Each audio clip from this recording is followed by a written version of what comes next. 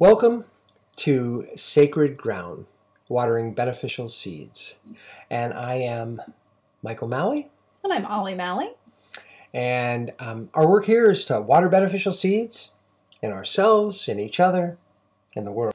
And to give you a little bit more background on us, we started a home church Sangha, which is spiritual community, which is grounded by the teachings of Thich Nhat Hanh, the Vietnamese Zen Buddhist monk, back in 2009. We've had a couple iterations of that, and we're just starting the third manifestation of this, calling it Sacred Ground, just as this coronavirus was hitting. And so this is our attempt to offer something virtually. So this, we're about mindfulness, presence, inclusion, and manifesting compassion and manifesting the good, drawing from different traditions, drawing from Buddhism, Christianity, other traditions, but to add to the good. Mm-hmm. Yeah. And today? Yeah, today we have a reading from Chogyam Trungpa. And this reading is from a talk that he gave. Mm-hmm. There's a question posed from one of the audience members, and it's just his answer. So it's pretty short. Yeah, it's very short. And then we'll do a short meditation, and then Michael will do a dharma talk, and then we'll do a longer meditation. Yeah. Do you want to do the bell before the reading? Sure. Yeah. I'll do the bell before the reading. Yes. And again, the sound of the bell is just an invitation to presence, an invitation to just enjoy the sound of the bell, just as we enjoy the reading, or hopefully enjoy the dharma talk, right? So yeah, it could be an invitation to kind of stop what you're doing and take a breath and just kind of bring yourself back to the present moment. Mm-hmm. Mm-hmm.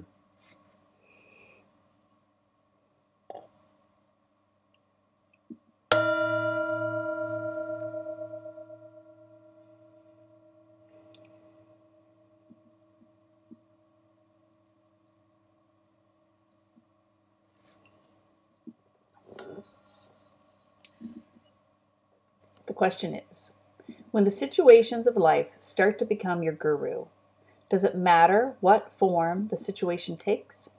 Does it matter what situation you find yourself in? And Chogyam's answer, you have no choice at all. Whatever happens is an expression of your guru. The situation could be painful or inspiring, but both pain and pleasure are one in the openness of seeing the situation as guru.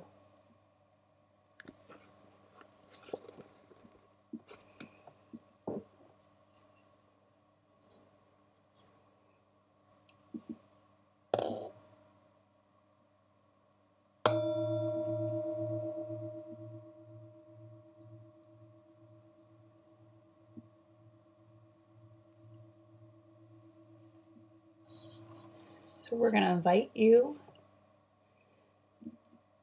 to pay attention to your breathing. Pay attention to your in-breath coming in as it fills your lungs. And then slowly let that in-breath out. And feel the relaxation that can come from that. A deep breath in. A slow breath out.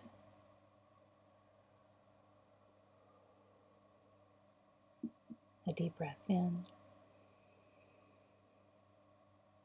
A slow breath out.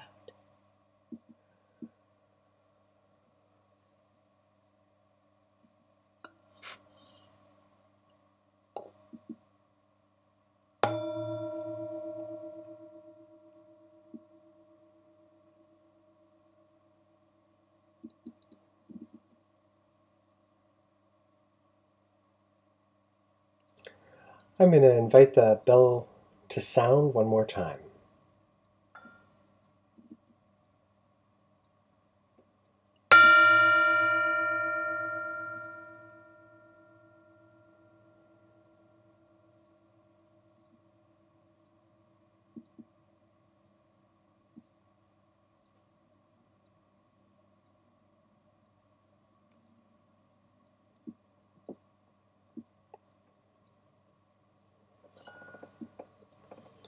In the short reading that Ali shared with us today, Chogyam Trungpa, in response to the question, says, "You have no choice at all.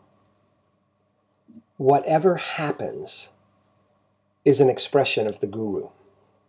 Now, here in the States, many of us are a little hesitant about that word guru, right? But you just think of it as the teacher, right? And I've mentioned on the first program, and I think even at the beginning of this one, my primary teacher is the Zen Buddhist monk Thich Nhat Hanh, sometimes called Thai, which means teacher. Everything is an expression of the teacher.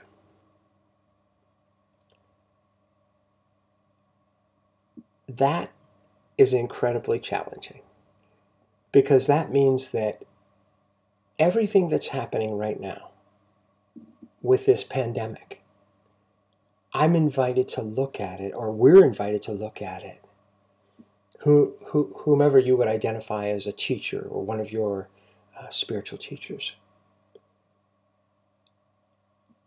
I'm invited to see this and to see the teacher in it. Now, that doesn't mean that we have some, masochistic teacher who wants to inflict suffering in our lives, but that everything is a teaching. Within Buddhism, they speak of the three refuges. I take refuge in the Buddha, I take refuge in the Dharma, I take refuge in the Sangha. And you may or may not have any interest in Buddhism, but we can think of that as I take refuge in the teacher, the Buddha, the teacher. I take refuge in the Dharma, the teachings. I take refuge in the teachings. And Sangha, I take refuge in the spiritual community. And so we're invited to look to the teacher, to look to the teachings, to look for guidance. And one of the things that I find myself thinking about with this particular lesson is, long ago, I was a psychology student as an undergrad, and I also went to grad school for a couple of years in psych. And I sometimes think of life as the obstacles game. And let me explain what I mean by that. There were psych experiments where you would have people come in and they had to do some sort of inane task, and they thought they were trying to solve this problem of the task.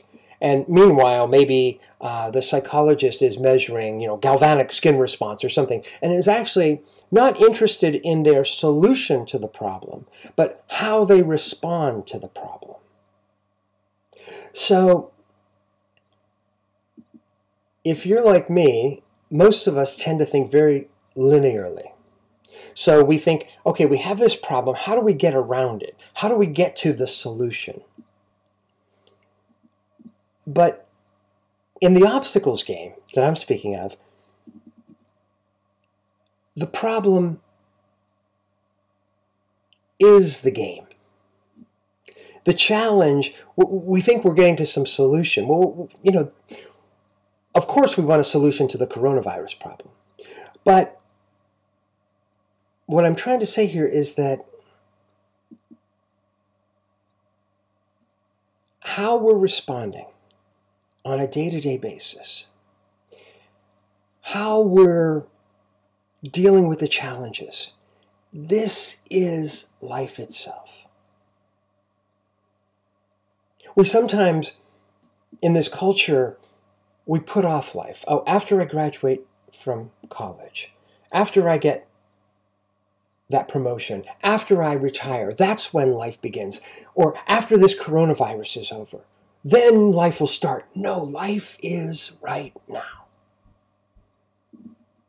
With all of the hardship, with all of the struggle, with all of the pain, this is life. And so many spiritual teachings speak of this that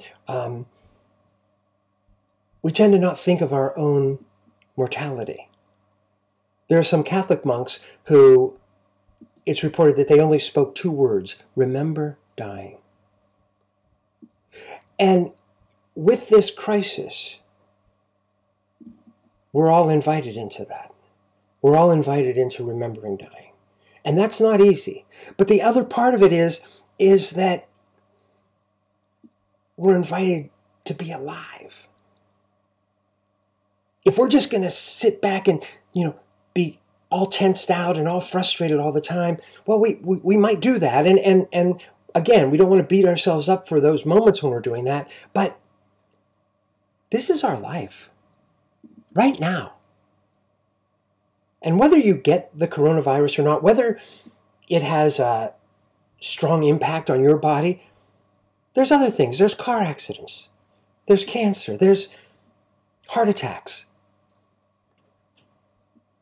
This is our moment to be alive and to respond. And so rather than thinking towards, how do I get to this point somewhere in the future? We're in this moment right now. And I think that's at least part of that message, that the teacher or the teachings of this moment is, this is it.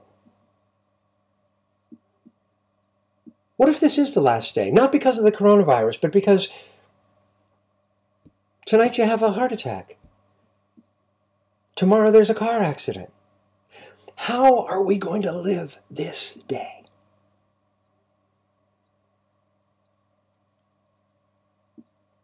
How are we going to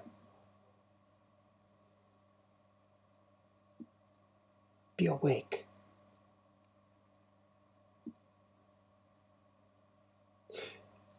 I hold an aspiration.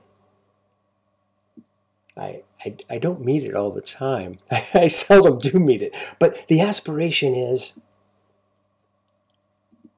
to be alive in this moment. The aspiration is, I aspire toward the pure awareness of nowness in this sacred moment, right now.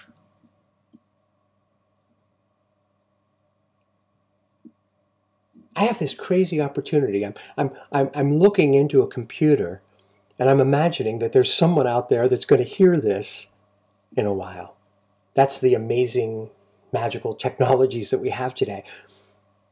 I get to share from my heart, but also from all of my teachers, from all the stuff that I've been studying for 30 years. I get to share that in this moment.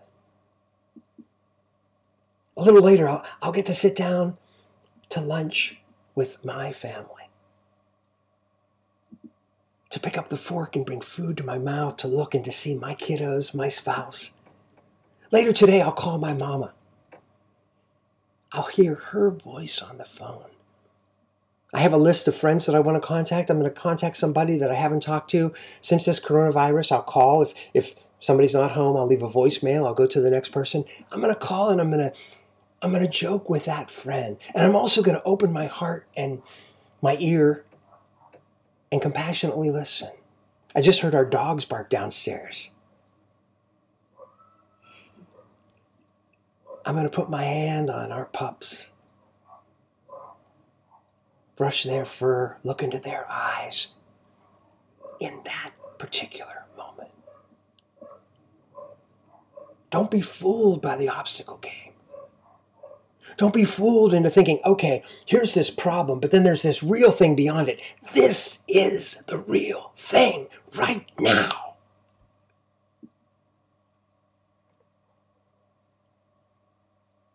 This is the teaching right now. And it might get really lousy. Over 20 years ago, when my dad was dying of cancer, we knew it had gone so far that it was a matter of time. But each of those moments, hanging out with my dad, hanging out with my mom, brother, sister, with my spouse Ollie, with my sister-in-law, with nephews and nieces, each of those moments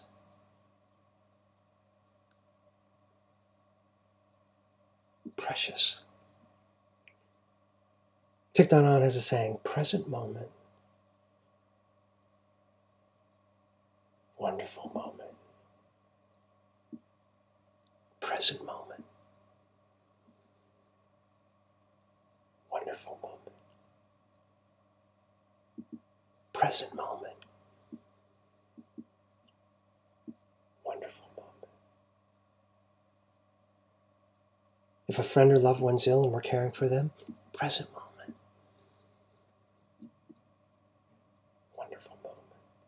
The wonderfulness is not that sickness or illness or even that dying. The wonderfulness is the caring. The wonderfulness is the relationship. The wonderfulness is the connection.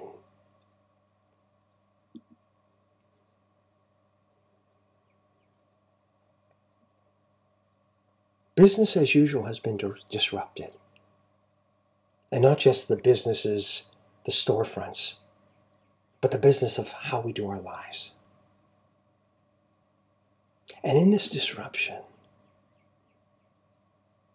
we're invited into the pure awareness of nowness in this sacred moment.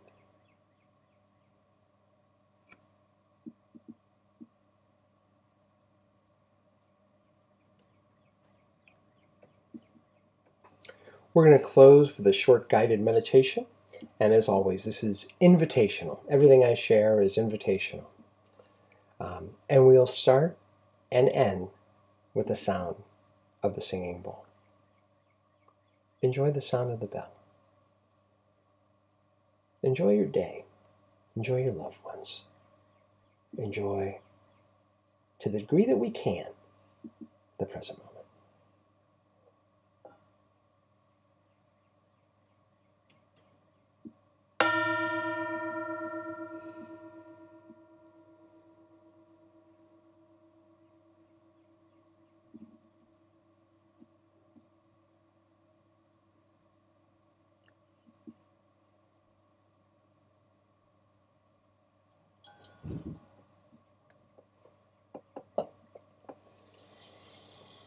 Everything is invitational.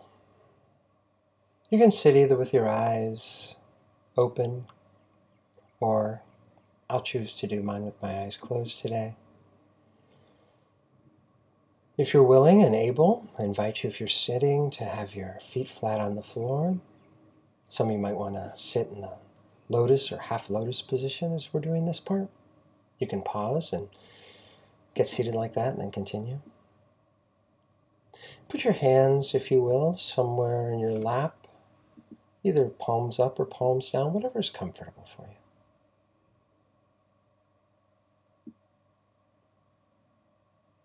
And I invite you to be aware of your breathing.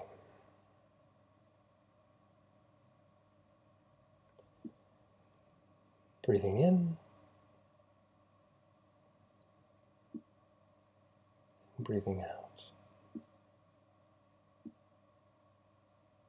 Breathing in,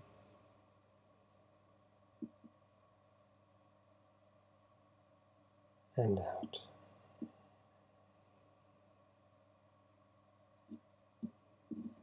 In,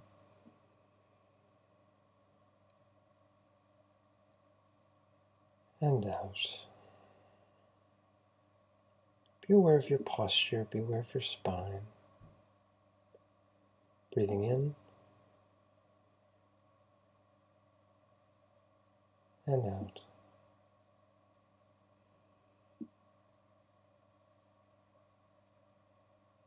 Posture. Relax.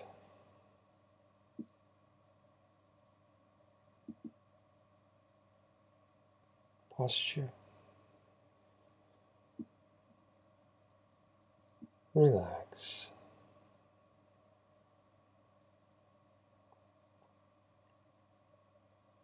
Posture. Relax.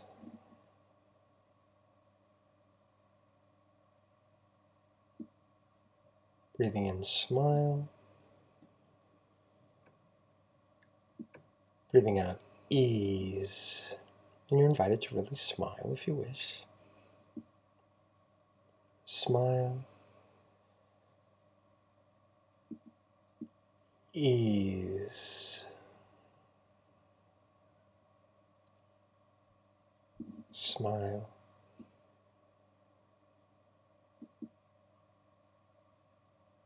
ease,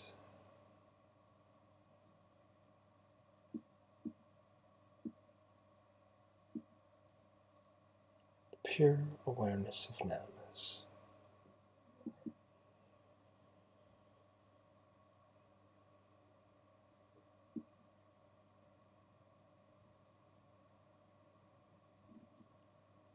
Pure awareness of nowness.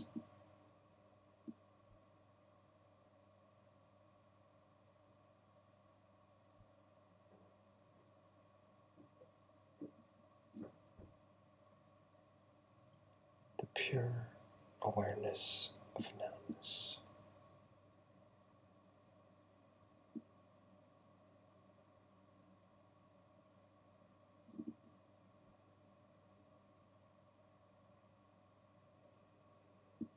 Present moment.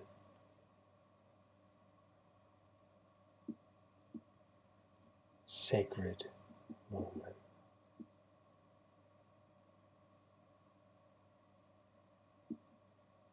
Present moment.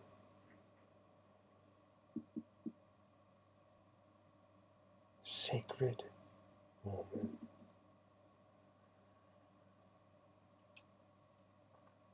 Smile. Relax.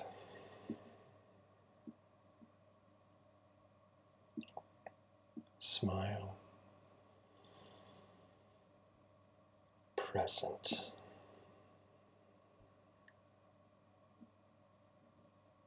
Smile. Ease.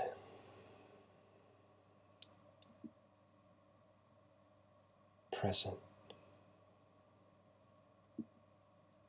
Wonderful. Present. Wonderful.